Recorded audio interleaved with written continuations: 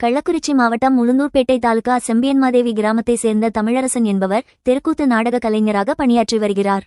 இவரது மனைவி அருள்ஜோதி கடந்த 27ஆம் தேதி மதியம் 12 மணி முதல் காணாமல் போனதாக கூறப்படுகிறது.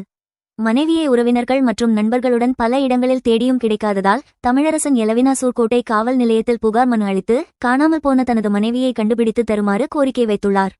இந்த புகாரின் பேரில் காவல்துறையினர் விசாரணை மேற்கொண்டு வருவதாக கூறப்பட்டாலும் 15 நாட்கள் கடந்தும் அருள்ஜோதியை கண்டுபிடிக்க முடியவில்லை என குடும்பத்தினர் வேதனை தெரிவித்துள்ளனர்.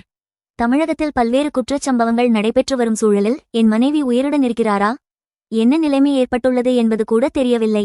காவல்துறையினர் விரைந்து நடவடிக்கை எடுத்து அவரை கண்டுபிடித்து தர வேண்டும் என்று பாதிக்கப்பட்ட தமிழரசன் தமிழக அரசு கோரிக்கை வைத்துள்ளார்.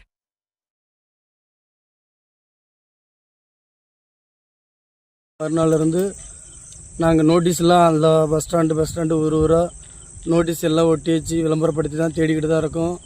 ஆத்தூர், சின்ன சேலம், தலைவாசல், சேலம், பெரிய சேலம் எல்லா இடத்துலையும் அங்கே போய் எல்லாத்துலேயும் தகவல் கொடுத்துட்டோம். எல்லா இடத்துலையும் போஸ்டர் அடித்து ஒட்டிட்டோம். தயவுசெய்து இது என் மனைவி காணாமல் போய் இன்றோடு 11 நாள்கள் ஆகிறது. இதுவரையிலையும் இந்த அரசு காவல்துறை எந்த ஒரு நடவடிக்கையும் எடுக்கலை. ஒருதலை தான் பேசுகிறாங்களே தவிர என்ன வேறு எதுவும் கண்டுக்க மாட்டுறாங்க.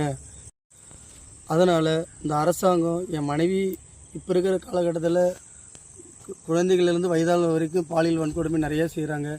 என் மனைவிக்கு என்ன நேர்ந்தது என்பது இதுவரையிலும் எந்த ஒரு தகவலும் தெரியவில்லை.